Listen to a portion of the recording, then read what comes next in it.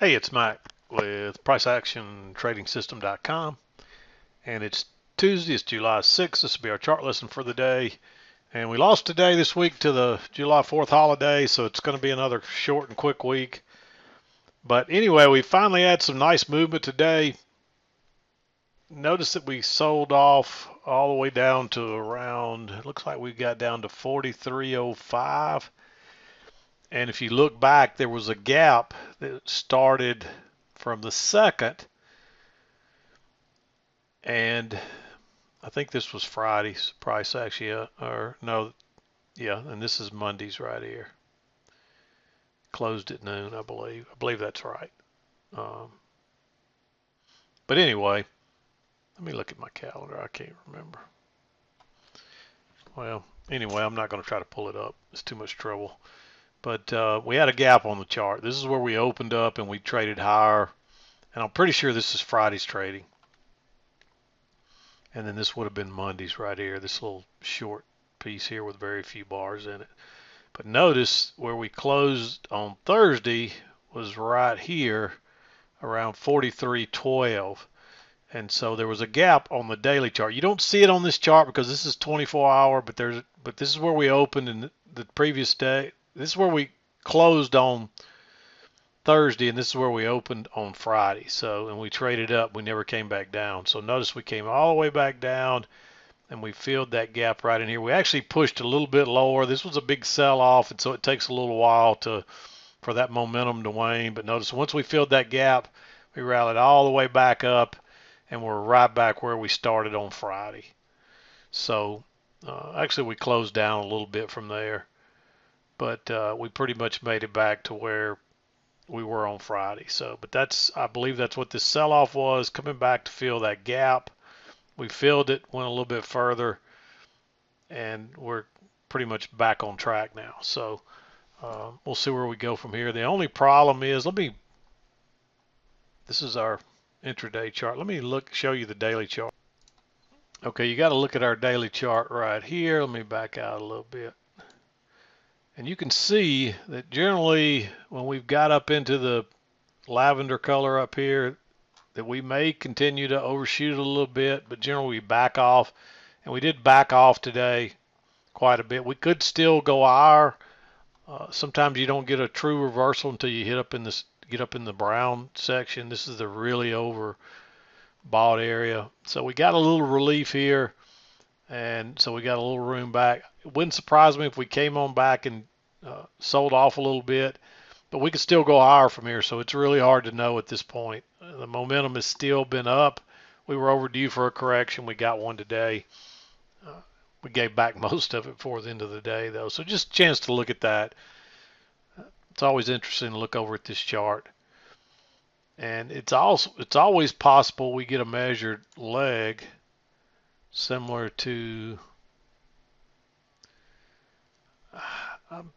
this is not an ideal leg, but that's a possibility. And so that puts us up around 43.50 something before we get another correction. But we're real close to that, as you can see. So wouldn't surprise me if that was pretty much what we're looking at. This does look like a two-legged correction after a fairly strong move up, although we've been in this range. So we could just have one leg here and we get a correction and then make another leg. We'll just have to kind of see how the things play out. But I wanted to show you that just so you could see how it looked, and I wanted to show you the bigger picture so you could see the gap was filled today. Okay, here we are back at today's chart, and you can see the holiday trading was still going on in the overnight, and then suddenly the market opens and it sells off quickly. We filled that gap right in here. Looked like we were probably going to reverse, but instead we just sell on off another time, and then we finally found some support here and rallied that. There's a little spike and channel up, and then we traded up the rest of the day basically till really late in the afternoon. So not a lot of good setups today. I mean, this is a really strong trend, but it's hard to enter in some of these areas, especially, and you don't get a lot of opportunity back at the key entry point. So you just kind of have to be patient here. And there's a few trades. If you caught just one or two of these, you probably had all you need. But it wasn't an easy day to catch a really clear setup. So if you didn't see these trades down through here, it's because there really weren't any second entry setups. You got one nice one here, and then of course that was the choppiest one down. And that's the way it usually works. The first leg or so will be real steep, or it'll either be real choppy and the next one's real steep, and vice versa. So in this case, we sold off pretty quickly.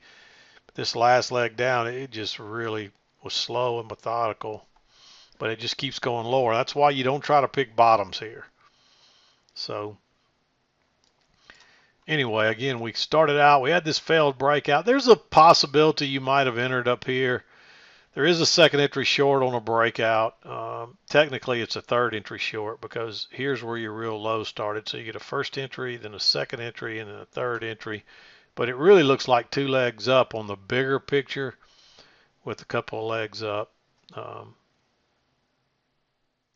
It looks like two measured legs with two legs in this last leg. So if you entered there, the only problem is that's an inside bar and it's a doji and it looks really congestive. I was a little afraid of it. I wanted to take that trade, but I was just afraid of it. And then I thought we'd get a second entry here. We didn't. You get a little breakout pullback, but it's just too dangerous to go short at the lows here. And of course, you wouldn't have had this trend line most likely. So it's really hard to go short. You could have traded this as a breakout. And if you hadn't had this inside bar, I'd say, hey, maybe you do go short there. Or if this one would have broke higher and then turned down and you got a second entry, but you don't get any of that. So the only trade I saw is you may take the failed breakout here to the long side. But again, it's real congestive. But look how far we are away from the EMA, and you get that trap where it breaks lower. This is very, very aggressive, but you might take that trade. Just to ride it back to the EMA, generally you want to wait on a higher low, and you never get that until here. And then, of course, I'd be thinking short more than I would long there. And, of course, at a very minimum, you would expect a measured leg down maybe. So that puts you down into here, and you can see we shot on through that, pulled back and tested it, and then we continued down. So there's just no real good setups through here. This is a fairly strong trend, but once again, you're just going sideways here. If you draw your congestion, it's just really dangerous entering out of that. I don't see any reason to enter.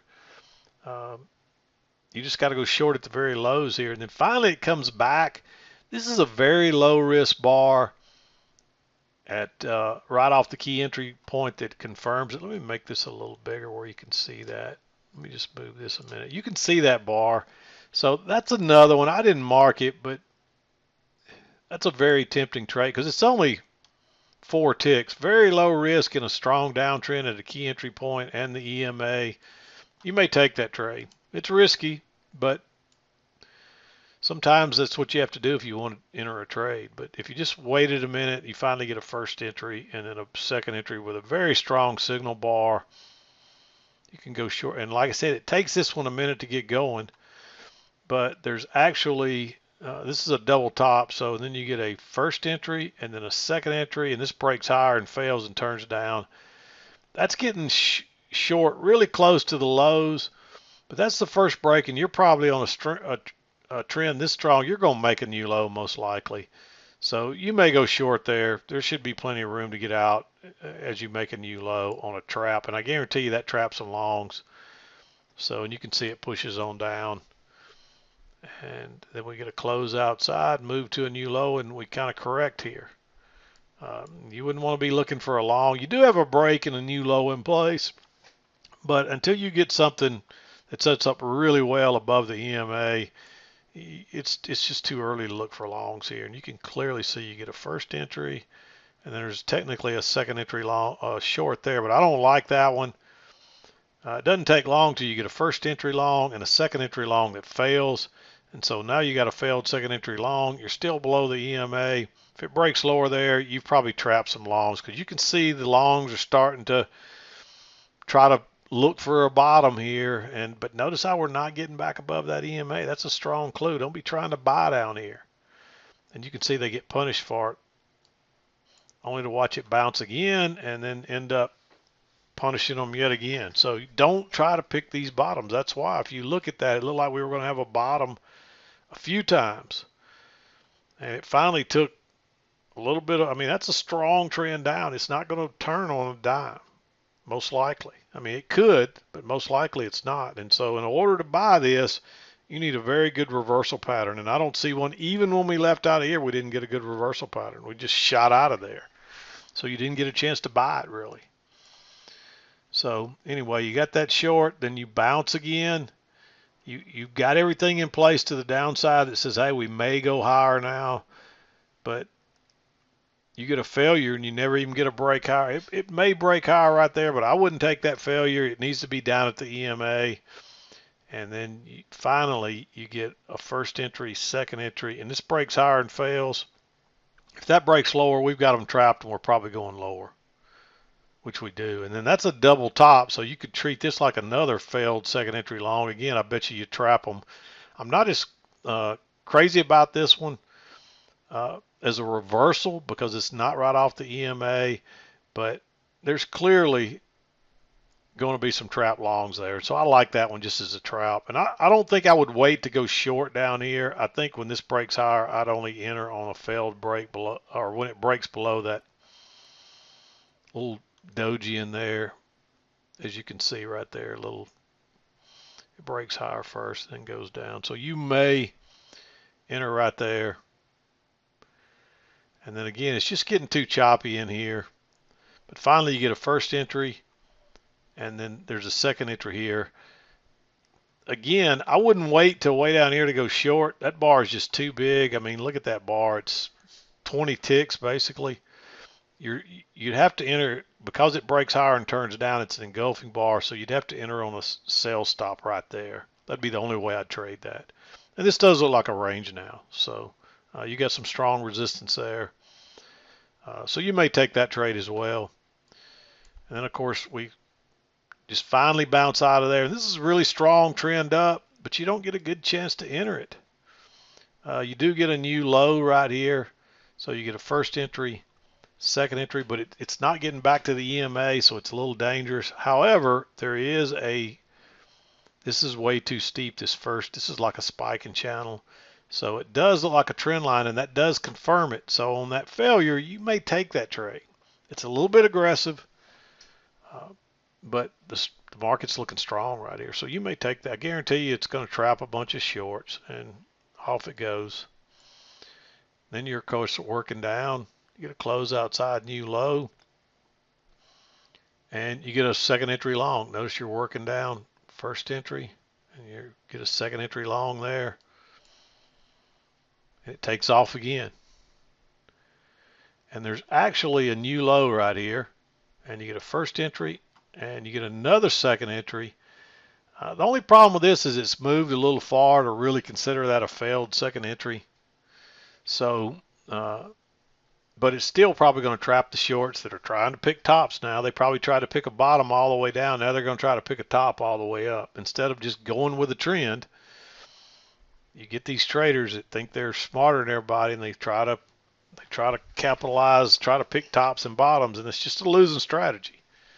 So yeah, when you hit one, you make a lot of money, but I guarantee you'll lose more money than you'll ever make. So you're better off to stick with a trend, especially when they're strong like this. And so you may trade that as a failure. It's pushing it a little bit, so I marked it green. There's a higher low here, but you got to go long right into a double top. With that break there, not a very smart move, because it could tick up, it could move up a tick or two and then turn down, and you're trapped. It does come down, and you get a first entry and then a second entry, but not a very good signal bar, and it fails instantly. So notice you did have a break and a new high, so you're probably going to trap some traders there. I like going short there, just for a quick scalp, and maybe you catch the top now, because you had a break way back here, and you've had more than a couple legs up, and then you try to go higher twice again, and it fails. Guaranteed, you trap some people right here. They thought they were once they see this break higher, even though that's not a good signal bar, you'd be shocked how many traders will try to chase that thinking it's going to go higher, and they enter late, and then suddenly it reverses. And you can see how quick it dropped down, and then it kind of slows down a little bit, but it just keeps going. They just keep running the stops. And that was it for today. Not a lot of trades, but again, the few that were blue or red are really good trades, and you would have easily got a runner on them. These are the days you can catch a lot of runners when you get strong trends, and you had them in both directions. So hopefully you had a chance, even though there's not a lot of trade setups, you still hopefully had a chance to make some money today.